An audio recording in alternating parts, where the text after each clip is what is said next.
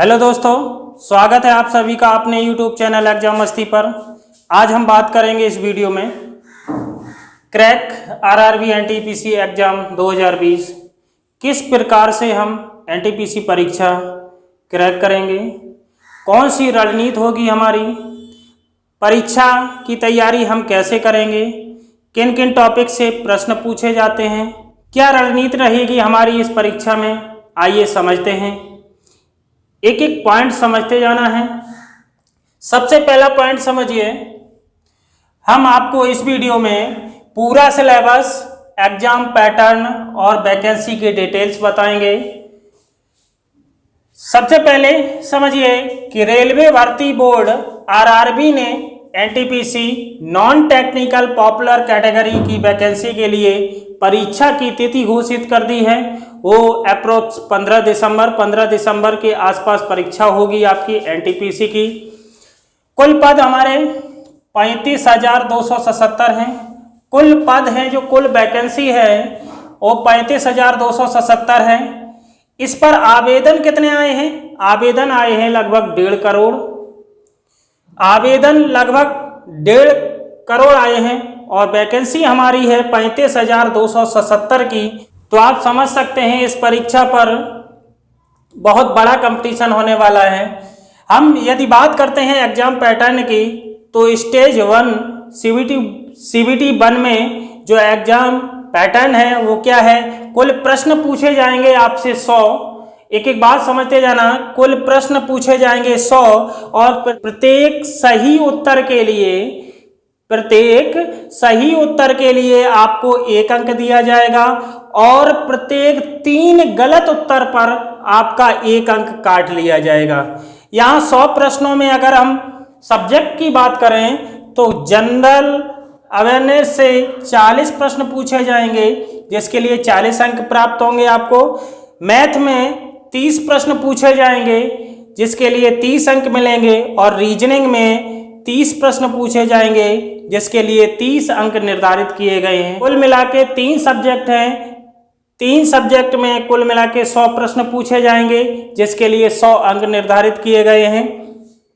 इसके बाद समझिए, यदि आप सीबीटी 1 में सफल हो जाते हैं, यदि आप सीबीटी परीक्षा पास कर लेते हैं, तो आरआरबी एनटीपीसी की परीक्षा में 2 बार सीबीटी होती है, समझ लेना। अगर यदि आप सीबीटी 1 में पास हो गए तो आपको सीबीटी 2 के लिए परीक्षा देनी होगी। सीबीटी 2 में कौन कौन से सब्जेक्ट से कितने कितने प्रश्न पूछे जाते हैं, आइए हम बात करते हैं। यदि हम स्टेज 2 सीबीटी की बात करें तो इसमें समझना होगा वही 3 सब्जेक्ट जो सीबीटी 1 में पूछे जाते हैं वही सीबीटी 2 में पूछे जाते हैं, लेकिन अंतर क्या है? अंतर है प्रश्नों की संख्या का। यहाँ पर सीबीटी 1 में जो जनरल अवेयरनेस से क्वेश्चन पूछे जाते हैं 40, तो सीबीटी 2 में पूछे जाते हैं 50। सीबीटी 1 में गणित से 30 पूछे जाते हैं, लेकिन सीबीटी 2 में गणित से 35 क्वेश्चन पूछे जाते हैं और रीजनिंग से भी 35 क्वेश्चन पूछे जाते हैं। यहाँ 120 प्रश्न पूछे जाते हैं, जिसके लिए 120 अंक निर्धारित होते हैं।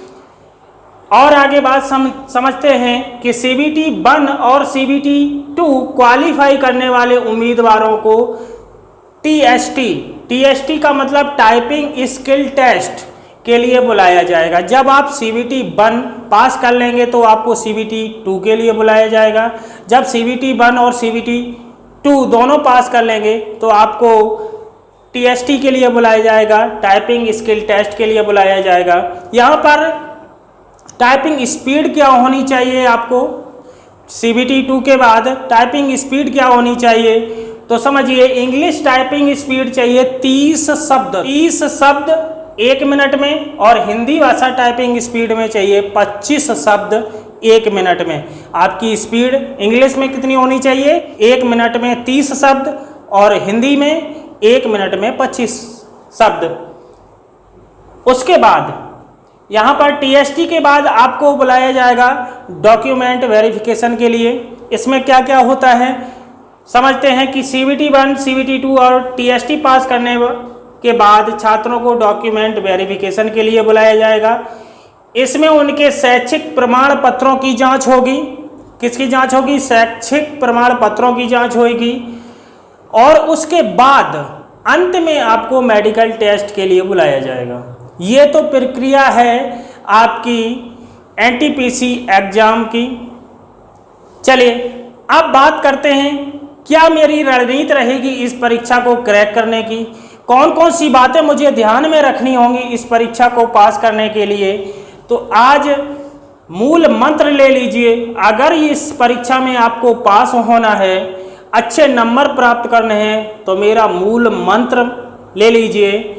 यदि मेरी बातों को आपने ध्यान में रखा तो 100% आप इस परीक्षा को क्रैक कर पाएंगे।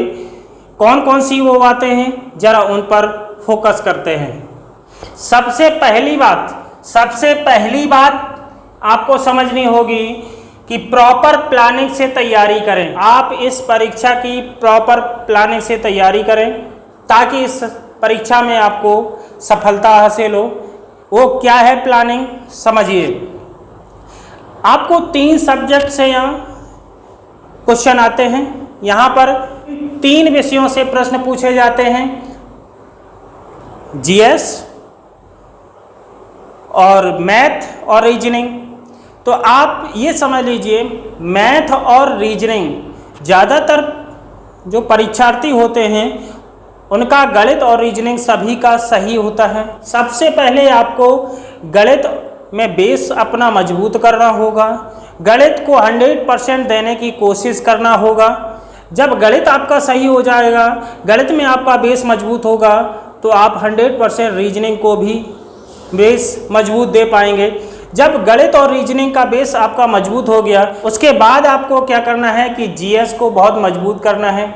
उसको आपको इस प्रकार से पढ़ना है कि आपको एक एक टॉपिक से जो भी क्वेश्चन बनते हैं, प्रत्येक टॉपिक से जो भी प्रश्न बनते हैं, उनको अपने दिमाग में इस प्रकार डालना है कि वो हम कभी ना भूलें।